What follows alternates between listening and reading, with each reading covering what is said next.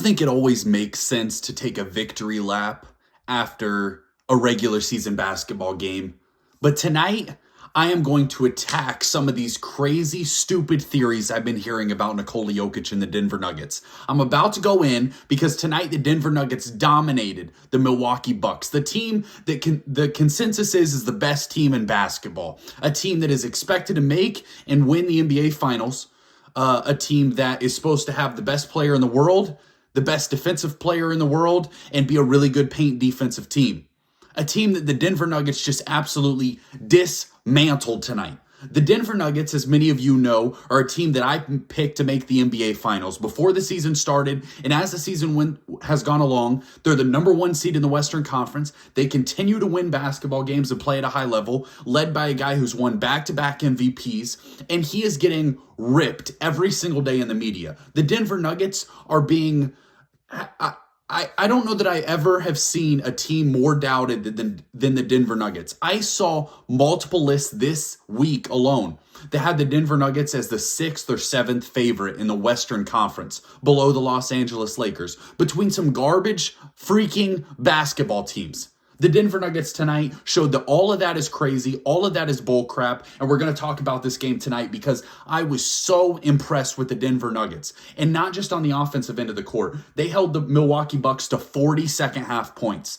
You're telling me the Denver Nuggets can't defend? Well, they're playing one of the best teams in the NBA with one of the best players in the NBA, if not the best player in the NBA, and they shut them down. What is that? Is it just luck? Did things like this just, this never happens for most of the other teams in the league, but the Denver Nuggets, they just get really lucky a lot. We're going to break down this game and get into it, and you're going to see me be a little more heated than normal because, honestly, the frustration I have mounting in some of the rhetoric that's being used in the media, especially the rhetoric being used to attack Nikola Jokic, is beyond me. Before we get into it, take a second to subscribe to the channel. We're up over 1,100 subscribers. We are grinding like crazy as we get into the playoffs. We're going to be doing videos every night. That's going to be a ton of fun. We love basketball over here and love the NBA, so we're going to be talking about a ton of it. And we're going to try to do actual basketball discussion, not just say wild, nonsensical stuff. So the Denver Nuggets tonight in Nikola Jokic, we're going up against the team with the Defensive Player of the Year frontrunner in Brook Lopez, Giannis Antetokounmpo, who is widely considered one of the top 5 defensive players in the NBA, Jrue Holiday, who is considered one of the top 3 perimeter defenders in the NBA, guard defenders in the NBA, and the Denver Nuggets just absolutely stuck it to them. They won 129-106. Nikola Jokic had 31 points, 11 assists, 6 rebounds. Jamal Murray had 26 points. Michael Porter Jr. had 19 points. When their big 3 of those guys, and even if you want to add in Aaron Gordon, he didn't have his best game tonight, but Aaron Gordon is definitely a part of that group as being, one of their key contributors. When those 4 guys play to the peak of their potential, this team is almost impossible to beat. They're able to beat you in so many ways and so many levels because Nikola Jokic was taking Brook Lopez down to the post and dominating him. They were getting switches with Jrue Holiday on there and dominating him. We've seen Jokic go up against Giannis in the world competition that was over the summer. I forget the name of it. But Jokic went against Giannis in that, and Jokic was giving him the work. Nikola Jokic can score on anybody. He can also pass. He's one of the best passers in the entire NBA, one of the best playmakers setting his teammates up for success. And most of the stats and analytics and all that will show the quality of shots he gets his teammate is through the roof. And when you have a guy like Michael Porter Jr. that can hit those shots consistently and at a high level from the three-point line, it becomes so difficult to guard because you end up playing 4-on-4 basketball. You can't help off of Michael Porter Jr.'s guy because if he gets an open look at a 3, that crap is going in. The thing that I loved about the way the Denver Nuggets played tonight is the fearlessness that they just attacked the Milwaukee Bucks. A lot of teams, when they play Giannis, when they play this Bucks team, they're scared.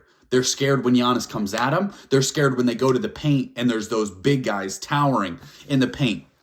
Jeff Green, who, as many of you know, I am one of the biggest Jeff Green fans of all time. I grew up a Celtics fan, and he was on the Celtics, and I was all in. I thought this guy was going to be the next big guy, and every once in a while, he'll still give you a flash that he's just unbelievable. He went straight at Giannis Antetokounmpo for one of the best dunks I've seen in a very long time. Finished with his left hand. It was unbelievable.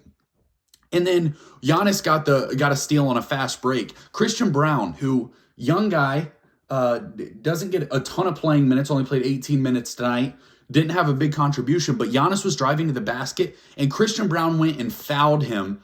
Like, he came and tried to like go through Giannis to try to steal the basketball. And I just think that symbolized that the Denver Nuggets weren't afraid of Giannis Antetokounmpo and the Milwaukee Bucks. They weren't afraid of what that team represents.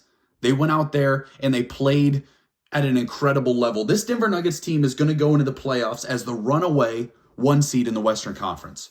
They're going to go in as and let's be honest here. If the Denver Nuggets played the Los Angeles Lakers in the second round, I guarantee you 95% of the media would pick the Los Angeles Lakers.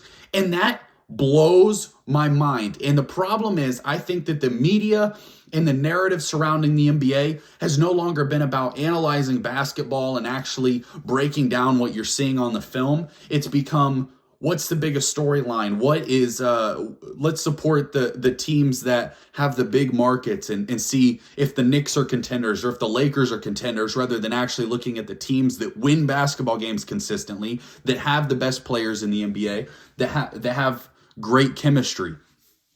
The Denver Nuggets, 31-6 at home, have the best home record in the NBA. They're going to have home court advantage throughout the entire playoffs until, they were to get to the NBA Finals. The Western Conference has some quality basketball teams. When you talk about Memphis is playing very well, they play really good on the defensive end of the court. I think that sometimes their lack of shooting could be a problem. Phoenix, obviously, if they get Kevin Durant, that team could be interesting, but they're really, really struggling without him. But all in all, the Denver Nuggets, to me, are by far and away the best team in the Western Conference, and I don't think that that's talked about enough or they get enough credit. They shoot the three at the highest percentage in the NBA. Tonight, them and the Bucks took the same amount of threes. Denver shot 41.7% from the three-point line. The Bucks shot 25%. Tonight, the Denver Nuggets had 41 rebounds. The Bucks had 36. They dominated this game in so many levels and absolutely shut them down defensively. Now, here is my big thing, and something that I think is really important to understand, and I don't think it's talked about enough. Defense is very important, but to me, defense is more, you have to be able to get timely stops. You have to be able to, in the big clutch moments of a game, that's when you need to be able to get big stops and you need to come through on the defensive end of the court. And that's when it matters most. And that's when the Denver Nuggets are actually a pretty good defensive team in the final few minutes of basketball games. In the second half tonight, they shut them down defensively. So a lot of teams in the West are very offensive oriented, and obviously the Denver Nuggets have a top, I think they're like third best offense in the NBA right now based on offensive rating. But they're able to get timely stops. And I don't think you can say that about all the teams in the Western Conference. I don't think we've seen proof of that. So when we're talking about getting into a playoff series, this Denver Nuggets team, I have more faith in them than any other team. And can we finally, the Nikola Jokic haters are in shambles tonight. He went out there, he outplayed Giannis Antetokounmpo. He outplayed Giannis. He went against the Defensive Player of the Year, dominated him. They won the rebounding battle. They won the game, played great defensively. What else can you say about Nikola Jokic? Why are people so adamant on hating on this man? And for whatever reason, we're addicted to loving Joel Embiid, even though Nikola Jokic has had more playoff success than Joel Embiid. That whole conversation makes me so mad. I'm kind of on a soapbox and a rant for another day. But all of that is just so stupid. Nikola Jokic has played good in playoff series. What did you want him to do? Last year's second best player was Monty Morris. Was their second best player in the playoffs last year? Did you want him to win a title? This year he has no other guys that are all-stars or all-NBA players. And he's leading his team to by far the best seed in the Western Conference. So all in all, This was a highly impressive performance from the Denver Nuggets. It shows everything that they're about.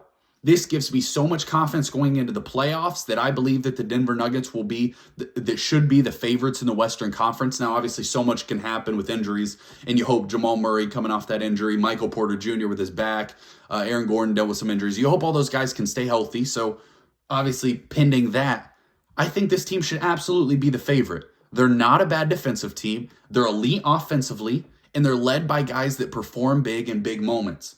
Jamal Murray, Nikola Jokic, we've seen them do it in big playoff games. And I think that that's so important. We have to stop with the stupid narratives. Yes, you hear these on ESPN, you hear them on Fox Sports, you hear them all over. You hear these terrible, terrible takes all over YouTube, all over Twitter. But let's look at the facts. Let's look at the number one seed in the Western Conference is the Denver Nuggets. They're the number one seed by a mile.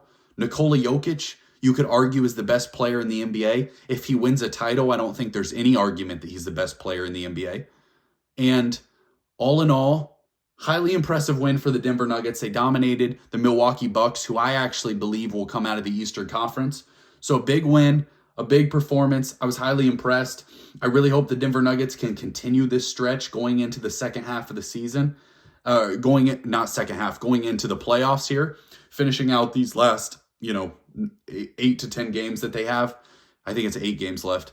I really hope the Denver Nuggets can keep this up. All in all, super pumped about the game tonight. Super pumped about the NBA in general. This playoff should be electric. Don't forget to subscribe to the channel. Cyborg out.